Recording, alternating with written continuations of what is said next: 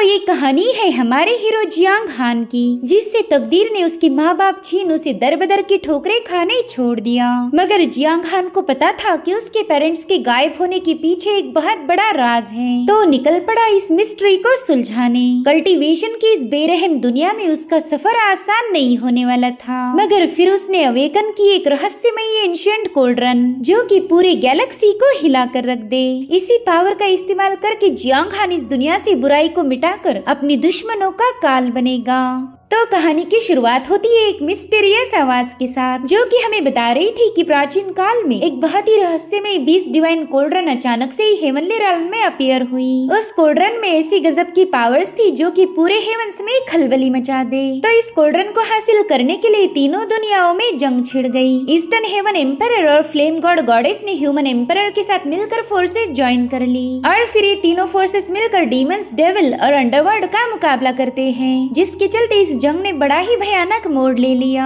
जब हालात out of control हो गए तो इस जंग को रोकने के लिए हेवन एम्परर और फ्लेम गॉडेस ने मिलकर एक फॉरबिडन टेक्निक को कास्ट करते हुए डीमन एम्परर और डेविल लॉर्ड को सील कर दिया। वहीं पर अंडरवर्ल्ड का राजा ये जंग छोड़कर भाग निकला, क्योंकि वो काफी ज्यादा घायल हुआ था। वहीं पर हेवन एम्परर और फ्लेम गॉडेस ने मिलकर उस कोल्ड्रन को मॉर्टल्स की दुनिया में छुपा दिया। साथ ही वो दोनों भी बिना ट्रेसेस के गायब हो गए। और अब यहाँ से कहानी प्रेजेंट टाइम में आकर हमें बैम्बू फॉरेस्ट का सीन दिखाया गया, जहाँ पर हम जियांग फैमिली के दो डिसाइपल्स को देख पाते हैं, जिनका नाम था जियांग बा और जियांग शिनमेई। ये दोनों किसी की तलाश कर रहे थे और तभी उनकी नजर पड़ी ब्लड पर, तो काफी ज्यादा खुश हो गए क्योंकि उनका शिकार उनके करीब था। बाओ चिल्लाते हुए कहने लगा कि यार जियांग हान प्लीज बाहर आ जाओ, मुझे लुका छुपी बिल्कुल भी पसंद नहीं आ रही। और उतने में ही एंट्री होती है हमारे हीरो जियांग हान की। उसने एक ही स्लैश में बाओ को काफी पीछे पुश कर दिया था। वहीं पर शिनमेई उससे कहने लगी कि पता नहीं तुम इतने क्यों भड़क गए, देखो हमारे एल्डर हान तुम्हारी सिस्टर से शादी कर रहे, ये तो उस लड़की की खुशनसीबी समझो,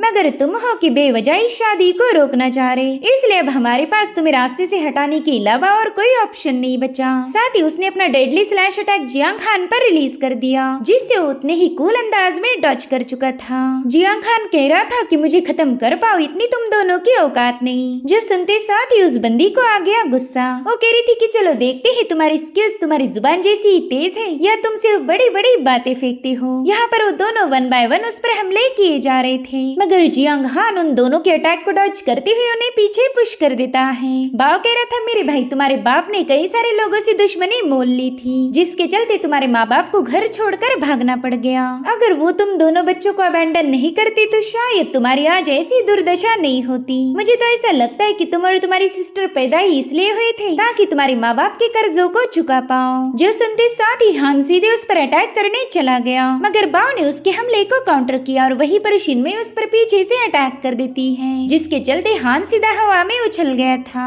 और उतने में बाओ उस पर फाइनल स्ट्राइक रिलीज कर चुका। हालांकि उसकी सोर्ड जियांग हान के गले में मौजूद एक एंशिएंट पेंडेंट से टकरा गई। इस क्लैश की वजह से वो पेंडेंट एक्टिवेट होकर जियांग हान काफी तेजी से एक अजीब सी जगह पर टेलीपोर्ट हो गया। वेल यहाँ पर बस जियांग हान की सोल आई थी। दरअसल ये वही एंशिएंट कोल्ड्रन स्पेस थी जिसका जिक्र कहानी की शुरुआत में किया गया। अब जियांग हान कुछ समझ पाई इससे पहले एक लड़की उसे डरा देती है। वो पूछ रहा था कि बताओ ये हेवनली realm है या अंडरवर्ल्ड, साथ ही मैं तुम्हारे बारे में भी जानना चाहता हूँ। तो बंदी स्माइल करते हुए कहने लगी कि मेरा नाम है टियान्यू, मैं इस डिवाइन बीस्ट कोल्ड्रन की गार्डियन हूँ। यहाँ पर सब कुछ मेरे कंट्रोल में है, मेरा मतलब तुमसे भी था। ये सुनकर जियांग हान थोड़ा सा कंफ्यूज हो गया। टियान्यू से बता रही थी कि ये ना ही अंडरवर्ल्ड है और ना ही हेवनली realm, बल्कि ये एक सीक्रेट realm है जो पूरी दुनिया से अलग सलग एग्जिस्ट करती।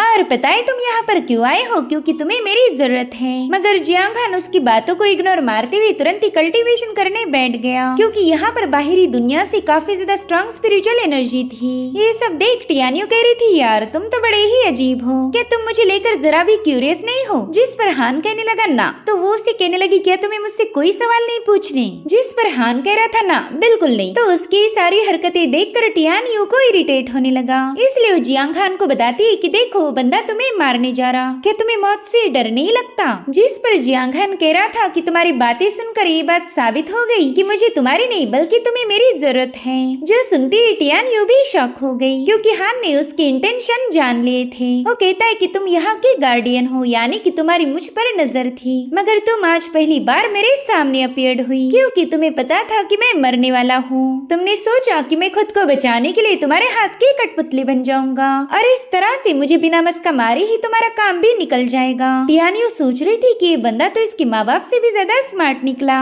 इस कमीने को तो मेरे इरादे तुरंत ही पता चल गए। खैर चलो अब इससे डायरेक्टली डील करती हूँ। इसलिए वो जियांग हान को बताने लगी कि इस कल्टीवेशन की दुनिया में कई सारे रॉल्म मौजूद हैं जिन्हें अलग अलग लेवल में डिवाइड किया गया। कल्टीवेशन की पहली रॉल्म है purple mansion, second mysterious nether, तीसरे नंबर पर है माउंटेन सी, चौथे पर है रीइंकार्नेशन, पांचवे पर है हेवन ह्यूमन, छठी लेवल पर है वॉइड ब्रेकिंग और सबसे आखिर यानी कि सातवीं पर है अर्थ इमॉर्टल। इस कल्टीवेशन की हर एक रॉल्म को 10 लेवल में डिवाइड किया गया और तुम हो फिलहाल पहली रॉल्म यानी कि पर्पल मैंशन की 5वीं लेवल पर। सब तक तो तुम समझ गए होंगे कि तुम कितने ज्यादा कमजोर हो।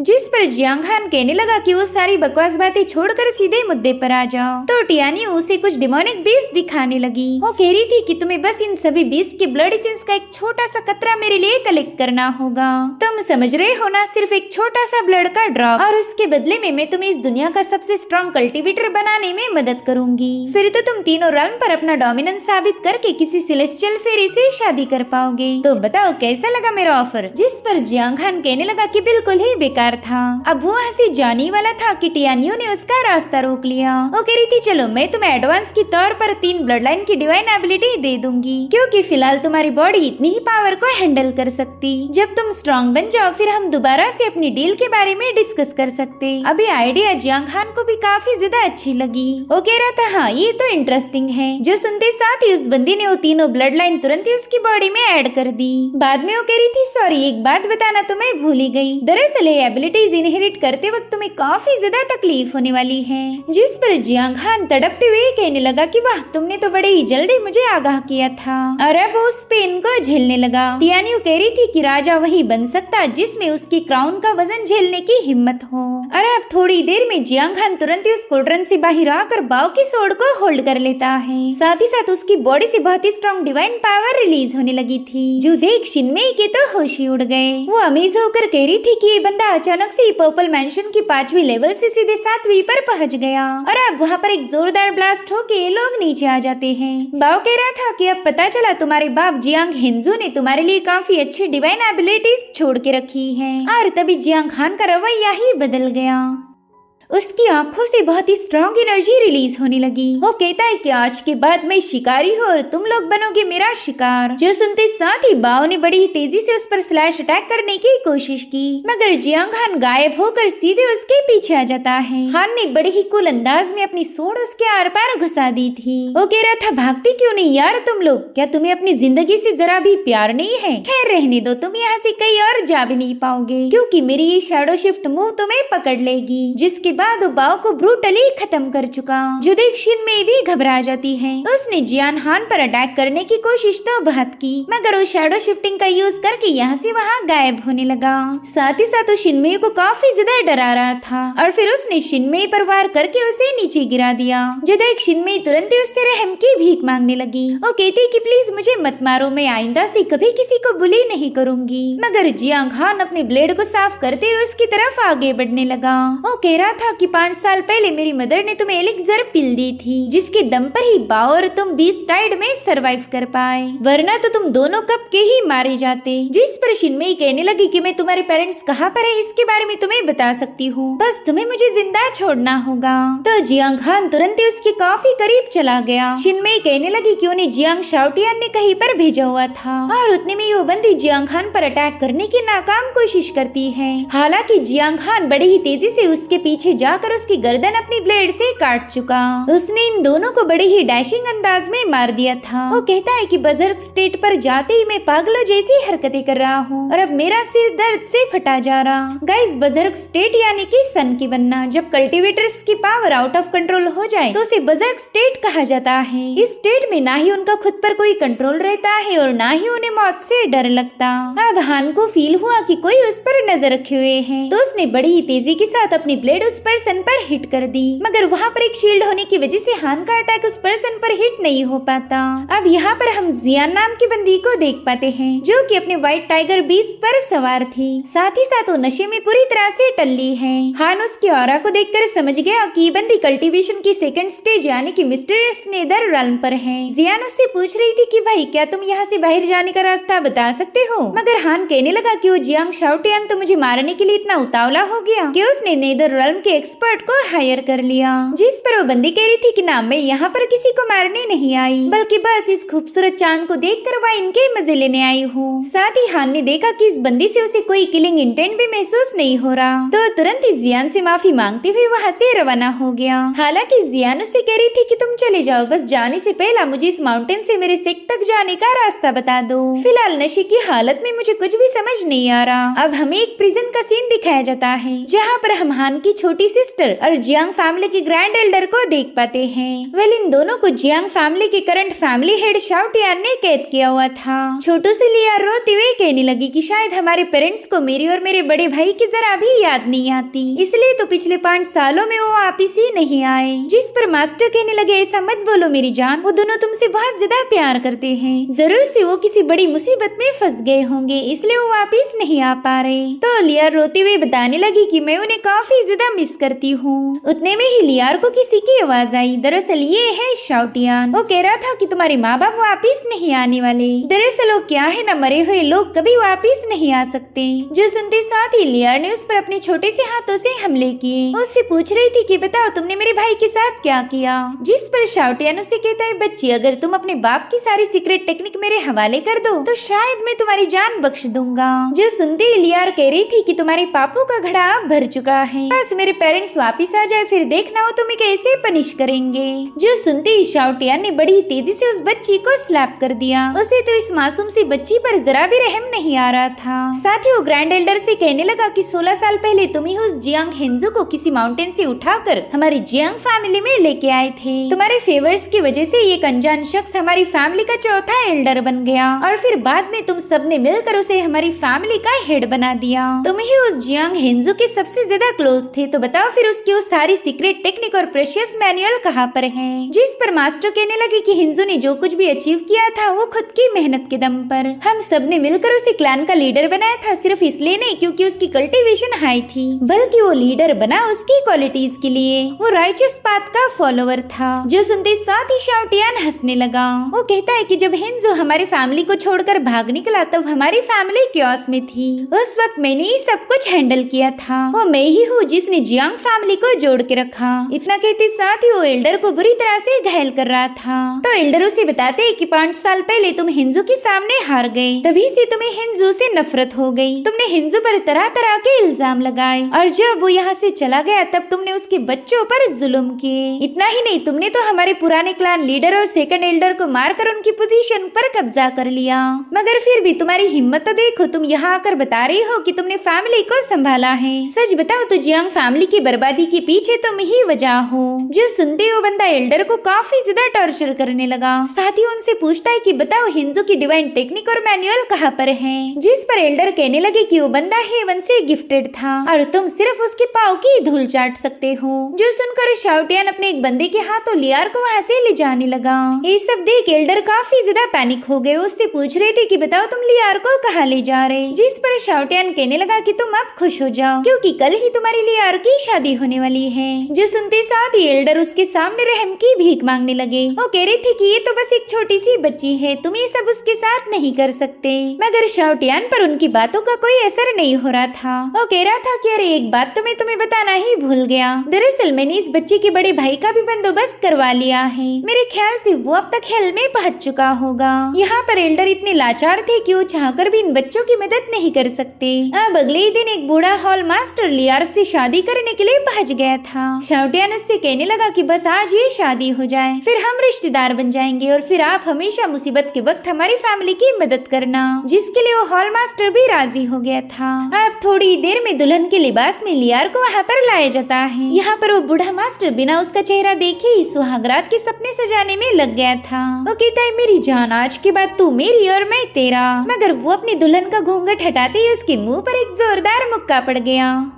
दरअसल लियार ना होकर उसका बड़ा भाई हान था। शाओटियान तो उसे देखकर ही शॉक हो गया। वो कहता है कि शायद बाओ तुम्हें मार नहीं पाया क्योंकि तुम वहाँ से दुम दबाकर भाग निकले होंगे। और उतने में हान ने उस पर अटैक कर दिया, मगर शाओटियान के चमचे ने उस अटैक को रोक लिया था। वो बंदा कह रहा था कि हमारे लीडर के साथ फाइट करने जितनी तुम्हारी औकात नहीं है।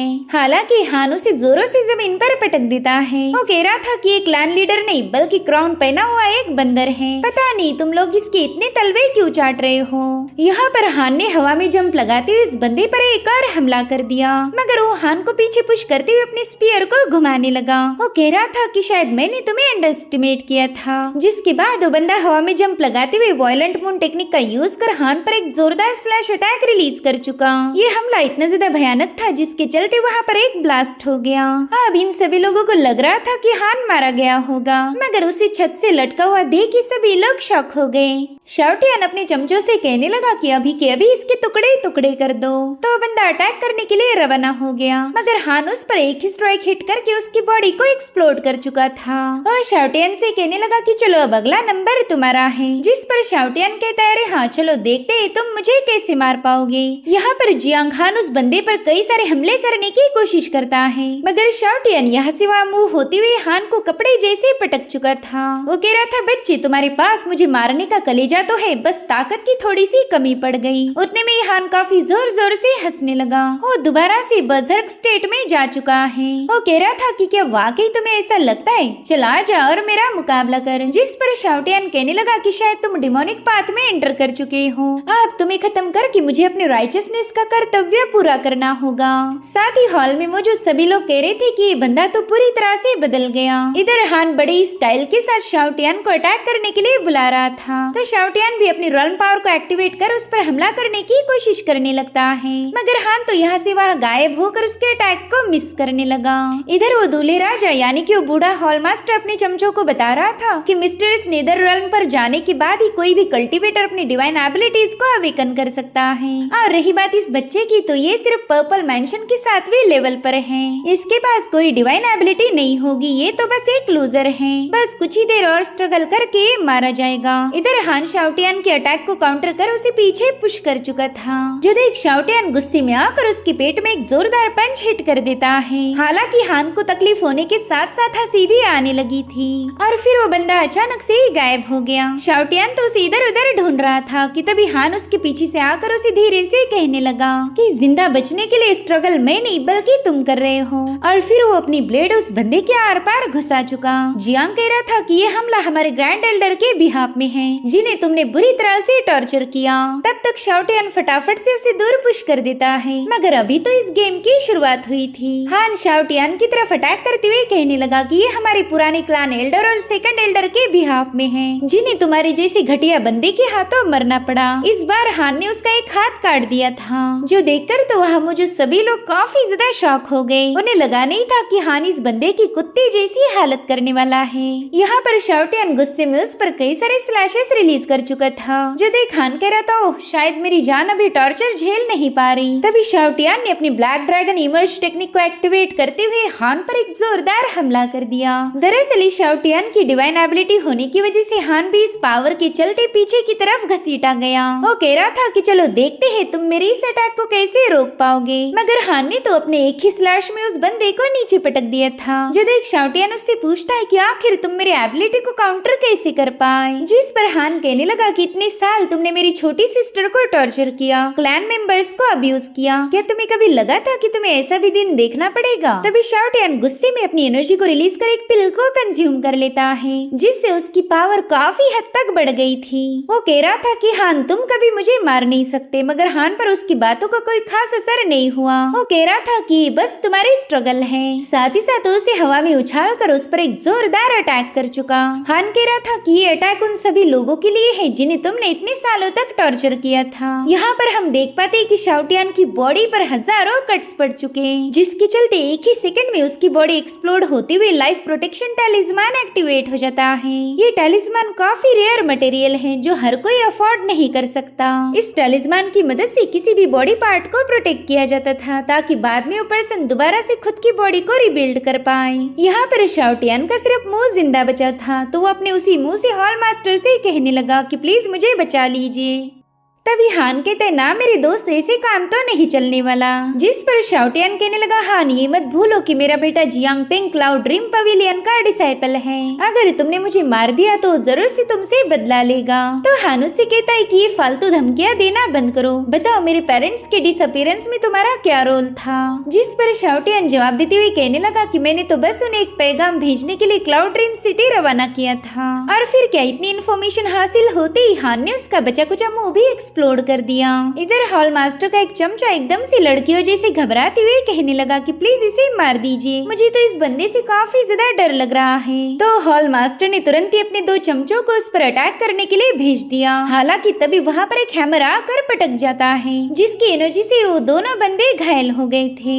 दरअसल ये कोई और नहीं बल्कि जियान थी। वो कहती, मास्टर हान, आप हमारे पवेलियन में तो मन मर्जी चलाते हो, मगर आप यहाँ पर भी वही कर रहे हैं। खैर अब आप इस बंदे को मार नहीं सकती क्योंकि अब इसे प्रोटेक्ट करना मेरी जिम्मेदारी है। तो हॉल मास्टर उससे पूछने लगा कि आखिर इस बंदे के साथ तुम्हारा क्या कनेक्शन है। जिस पर जियान जवाब देते हुए बता रही थी कि जियांग हान अब मेरे किल गॉड स्क्वाड का हिस्सा बन चुका, इसलिए आप उस पर अटैक करने का सोचना भी मत। जिस पर हॉल मास्टर कहने लगा कि जहाँ तक मुझे पता है ये गॉड किलिंग स्क्वाड में शामिल ही नहीं था। तो जियान हंसते हुए बताने लगी कि हाँ बिल्कुल, 2 घंटे पहले ये हमारे क्लैन का हिस्सा नहीं था, मगर फिर मैंने इस बंदे की फिजिक को चेक किया, ये बंदा हद से ज्यादा ब्लेस्ड है, तो मैंने उसे हमारा क्लाउड ड्रिंक पवेलियन ज्वाइन करने का ऑफर दे दिया। वेल यहाँ पर पहले तो जियांग हान ने मना किया था, मगर फाइनली जियान ने उसे पटा लिया। अब यहाँ पर हॉल मास्टर कह रहा था कि इंटरनल अफेयर्स हॉल की मंजूरी के अलावा ये बंदा हमारे पवेलियन को ज्वाइन नहीं कर सकता। अगर ये हमारे पवेलियन का डिसाइपल बनना चाहेगा तो पहला इसे चेनजोंग से मंजूरी लेनी पड़ेगी, इसलिए अब तुम बेवजह इसे प्रोटेक्ट करके पवेलियन के रूल्स को ब्रेक मत करो। जो सुनते साथ ही जियान अपनी रॉयल पावर को एक्टिवेट करते हुए कहने लगी कि शायद तुम लोग भूल गए हो कि मैं अपने बनाए रूल्स पर चलती हूँ, मैंने आज तक कोई भी पवेलियन का रूल फॉलो नहीं किया, मगर अब आप जिद पर अड़े हो तो मुझे आप पर हमला करना होगा। जिसके बाद उसने हॉल मास्टर पर अटैक कर दिया। तब तक हॉल मास्टर ने अपने आसपास एक पावरफुल शील्ड बना ली थी, जिसकी मदद से वो जियान के अटैक से जैसे तैसे खुद को बचा लेता है। साथ ही साथ उसे ना चाहती हुई जियान की बात को मानना पड़ा, जो देख जियान भी काफी ज्यादा खुश हो गई। वो कह रही थी कि जब आगे चलकर मैं पवेलियन की हेड बनूंगी तब आपको एक एल्डर बनाने वाली हूँ, बस तब तक ऐसी कोई हरकत ना करना जिसके चलते मुझे तुम्हें खत्म करना पड़ जाए। अब जियान हान को अपने साथ अपने पवेलियन ले जाने के लिए तैयार हो जाती है। हान भी ग्रेटफुल था कि इस बंदे ने उसकी इतनी मदद की। तब तक जियान सीटी बजाते हुए अपने टाइगर को भी वहाँ पर बुला लेती है, जो कि लियार और ग्रैंड एल्डर को अपने साथ लाया था।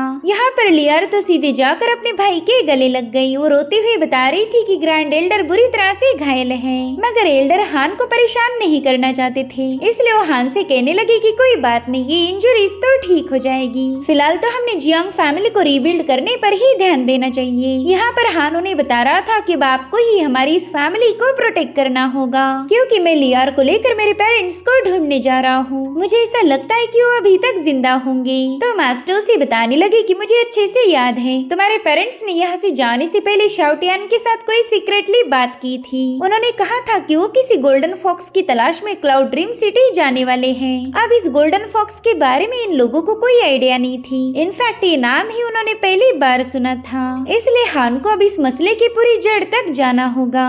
अब ये दोनों भाई बहन एल्डर के सामने अपना सिर झुकाते हुए उनका शुक्रिया अदा करने लगे, क्योंकि एल्डर ने इतने सालों तक उनकी हिफाजत की थी। वहीं पर लियार एल्डर के लिए काफी ज्यादा रोने लगी। एल्डर भी इन दोनों को इमोशनल होकर गले लगाते हैं। वो बता रहे थे कि तुम्हारा आगे का सफर काफी ज्यादा खतरनाक होगा, तो तुम्हें हमेशा केयरफुल रहना है। जैसे तुम्हारा ये मिशन पूरा हो जाए अपने घर वापस आ जाना। और अब ये लोग अपना घर अपनी फैमिली छोड़कर एक नए सफर के लिए रवाना हो गए। यहाँ पर जियांग खान को अपनी फैमिली से दूर जाना काफी ज्यादा बुरा लग रहा था, और उतने में ही टियानी उससे बात करने पहुँच गई। वेल इस बंदी को जियांग खान के अलावा और कोई देख नहीं सकता। वो हान से पूछती कि बताओ फिर तुम बीस्ट का ब्लड एसेंस कब कलेक्ट करने वाले हो, जिस पर हान जवाब देता है कि जब सब कुछ सेटल हो जाए मैं तुमसे की हुई डील को भी पूरा करूंगा। अब सीन शिफ्ट होकर हमें क्लाउड ड्रीम सिटी दिखाई गई, जो कि काफी ज्यादा प्रॉस्परस और खूबसूरत थी। वहीं पर जियानी ने बताने लगी कि ये हेवनली फॉक्स माउंटेन की सबसे लार्जेस्ट सिटी है। इधर टियानियो को तो कैंडिड हॉर्स खाने का काफी ज्यादा दिल करने लगा, मगर अफसोस ये बंदी इन चीजों को हाथ नहीं लगा सकती। इसलिए वो इरिटेट होकर कह रही थी कि जैसे ही मैं फिजिकल बॉडी को अचीव करूंगी तो वैसे ही हजारों लाखों डेलिकेसीज पर टूट जाऊंगी। मैं इस दुनिया में मौजूद हर एक डिश को ट्राई करने वाली हूँ। इधर जियानो ने एक माउंटेन दिखाने लगी। वो कह रही थी कि ये है इमॉर्टल एसेंट पीक, जहाँ मेरी मदर और पवेलियन के कई सारे पावरफुल एल्डर्स का रेसिडेंस है। साथ ही टियानियो हान को बता रही थी कि यहाँ पर मुझे बहुत ही प्योर स्पिरिचुअल एनर्जी महसूस हो रही। अगर तुमने मन लगाकर कल्टीवेट किया तो तुम्हें काफी ज्यादा फायदा मिलेगा। अब जियानी ने लेकर किलिंग गॉड यार्ड में पहुँच गयी। विल इस जगह को यहाँ के डिसाइपल अपने कच्चे सुखाने के लिए यूज करते थे और अब यहीं पर हान और लियार को रहना पड़ेगा। हान तो इस लोकेशन पर भी खुश था। उसकी इतनी ख्वाहिश है कि वो लोग जहाँ भी रहे वहाँ बस लियार सेफ रहनी चाहिए। यहाँ पर हमें एल्डर लियो भी दिखाए गए, जो कि इस हॉल पर नजर रखते थे। अब जियान के वहाँ से जाने के बाद एल्डर लियो हान को इंटरनल अफेयर्स हॉल में जाकर अपना नाम रजिस्टर करवाने के लिए बोल रहे थे, ताकि हान यहाँ का एक डिसाइपल बन जाए। इसलिए जियांग हान तुरंत ही वहाँ पर पहुँच गया, मगर उसे ये कहकर रिजेक्ट किया गया कि वो इतना पावरफुल है ही नहीं जो कि पवेलियन का किलिंग स्क्वाड ज्वाइन कर पाए। और डिसाइपल तो हान को बुरी तरह से जलील कर रहा था। वो कहता है कि तुम पर्पल मैंशन की 7वीं लेवल पर होके भी बैटल हॉल को ज्वाइन करने के सपने देख रहे। जाओ जाओ घर जाकर खेती करो। यहाँ पर हान को समझ आ गया था कि भले ही जियान यहाँ की सक्सेसर है, मगर उसकी मदर के सामने उसकी एक नहीं चलती। वहीं पर छोटू सी लियार अपने भाई से कहने लगी कि प्लीज आप मायूस मत हो, ये दुनिया बहुत बड़ी है तो हम कहीं पर भी गुजारा कर लेंगे। वैसे भी जहाँ मेरा भाई है वही मेरे लिए घर होगा। हान को उसकी बातें सुनकर काफी ज्यादा बुरा लग रहा था। वो सोचता है कि मैं तो अपनी सिस्टर के लिए एक छोटा सा छत भी नहीं बना सकता। वहीं पर टियानियो हान से कह रही थी कि तुम अभी के अभी इस बंदे की पिटाई कर दो, तुम्हें इतना जलील होने की कोई जरूरत नहीं। तो हान टियानियो से कहने लगा कि मेरे पेरेंट्स के गायब होने में ये क्लाउड ड्रीम पवेलियन भी जिम्मेदार है, बस मुझे उनका कनेक्शन ढूंढना होगा, इसीलिए मैं इतनी आसानी से यहाँ से नहीं जाने वाला। इधर वो बंदा हान को वहाँ से भगाने में लगा हुआ था कि उतने में चेनजोंग वहाँ पर आ जाते हैं, जो कि इस इंटरनल सेक्शन का मास्टर था। उसने हान को तुरंत ही स्क्वाड में ज्वाइन करवाने की परमिशन दे दी थी, मगर तभी वहाँ पर 2 डिसाइपल्स पहुँच गए। वो चेनजोंग से कहते हैं कि ये बंदा हमारा स्क्वाड ज्वाइन करने के काबिल नहीं है, मगर फिर भी आप इसे हमारा ऑफिशियल डिसाइपल बना रहे हो। वेल इस बंदे का नाम था लिनफेंग और इसके साथ है जियांग पेंग। ये उसी शाओटियान का बेटा था जो कि हान के हाथों मारा गया। अब यहाँ पर लिनफेंग की काफी ज्यादा चलती थी, तो उसकी बात सुनकर चेनजोंग हान से कहता है कि देखो मैं मेरी साइड से तुम्हें एक मौका देने वाला था, लेकिन बैटल हॉल के डिसाइपल ऐसा नहीं चाहते। उनके हिसाब से तुम कमजोर हो, इसलिए अब तुम्हें यहाँ से वापस जाना होगा। जिस पर जियांग हान कह रहा था कि मैं अपनी काबिलियत साबित किए बिना यहाँ से नहीं जाऊंगा। तो चेनजोंग तुरंत ही उसका ये चैलेंज एक्सेप्ट कर लेता है। वो कहने लगा कि बैटल हॉल के मिस्टिक वॉइड रेल्म के कल्टीवेटर्स हैं, तो तुम्हें एक साथ ही इन तीनों का मुकाबला करना होगा। अगर तुम इन तीनों को हरा पाए तो बहुत अच्छा, लेकिन अगर तुम इन्हें घायल भी कर दो तो भी मैं तुम्हें ज्वाइन करवा लूंगा, क्योंकि ये लोग तुम्हारे मुकाबले हद से ज्यादा पावरफुल है। इधर वो तीनों डिसाइपल कहने लगे कि बस अब इस बंदे को उसकी औकात याद दिलानी है, ताकि ये फ्यूचर में कभी गलती से भी हमारे पवेलियन में एंटर न कर पाए। अब उन तीनों ने अपनी पावर्स को कंबाइन करते हुए वहाँ पर एक फॉर्मेशन सेटअप किया, जिसके बाद वो डीमन सबड्यूइंग टेक्निक का यूज करते हुए इस पर एक जोरदार हमला कर चुके। वहाँ पर स्पिरिचुअल पावर का एक जोरदार एक्सप्लोजन हो चुका था, जो देख उन लोगों को लग रहा था कि हान तो मर चुका है। कुछ डिसाइपल्स तो कहने लगे कि अरे अरे ये बंदा तो एक ही स्ट्राइक में मारा गया, अगर वो हॉल ज्वाइन करने की जिद ना करता तो शायद जिंदा बच जाता। और तभी ये लोग देखते कि हान दोबारा से उनके सामने अपीयर्ड हो चुका। साथ ही साथ वो डिसाइपल महसूस करने लगे कि हान का रवैया बदल चुका है। वो इन तीनों डिसाइपल से कह रहा था कि मुझे तो लगा था तुम काफी ज्यादा पावरफुल होंगे, लेकिन अब पता चल रहा कि तुम्हारी वो मिस्टिक वर्ल्ड रेल्म किसी काम की नहीं है। चलो चलो दोबारा से हमला करो। जो सुनते साथ ही उन तीनों डिसाइपल्स ने उस पर सेकंड मूव गॉड स्लेयर से डिवाइन पावर रिलीज करना शुरू कर दी, मगर जियांग हान तो अपनी डिवाइन टेक्निक का यूज करते हुए बड़ी ही कूल अंदाज में उसे डॉच करने लगा। उसका ये अंदाज देखकर ये तीनों डिसाइपल काफी ज्यादा पैनिक हो गए थे। वो समझ चुके कि उन्होंने गलत बंदे से पंगे लिए, और तभी हान अचानक से गायब हो गया। इधर वो फीमेल कल्टीवेटर उसे इधर उधर ढूंढ रही थी, तो हान उसके एकदम करीब जाकर उसे धीरे से पूछने लगा कि क्या हुआ, तुम मुझे ढूंढ रही थी? अरे देखो मैं तो तुम्हारे पीछे हूँ। और फिर उस बंदी पर एक जोरदार अटैक करते हुए उसे बुरी तरह से घायल घायल कर देता है। साथ ही साथ जियांग हान ने उसके दोनों साथियों के हाथ पांव भी तोड़ दिए थे ताकि वो काफी दिनों तक बिस्तर से उठ ही न पाए। जियांग हान के ऐसी पावर्स देखकर वहाँ मौजूद डिसाइपल काफी ज्यादा हैरान हो गए। वो कह रहे थे कि ये बंदा कोई लूजर नहीं बल्कि ये तो एक जीनियस निकला। और उतने में एक बंदे ने उस पर क्लाउड पियर्सिंग एरो से अटैक कर दिया, मगर हान उसे भी डॉज करके उसके मुंह पर एक जोरदार चमाट जड़ चुका था। हान के एक ही फटके में उस बंदे के 2-4 दांत गिर चुके थे। तो गाइस इस तरह से जियांग हान ने क्लाउड ड्रीम पवेलियन में अपनी जगह बनवा ली, मगर उसे पता है कि आगे चलकर लिन फेंग उसके लिए मुसीबतें खड़ी करेगा। और इसी के साथ ही जबरदस्त एपिसोड यहीं पर एंड हो जाता है। Thank you so much for watching. Bye bye, take care.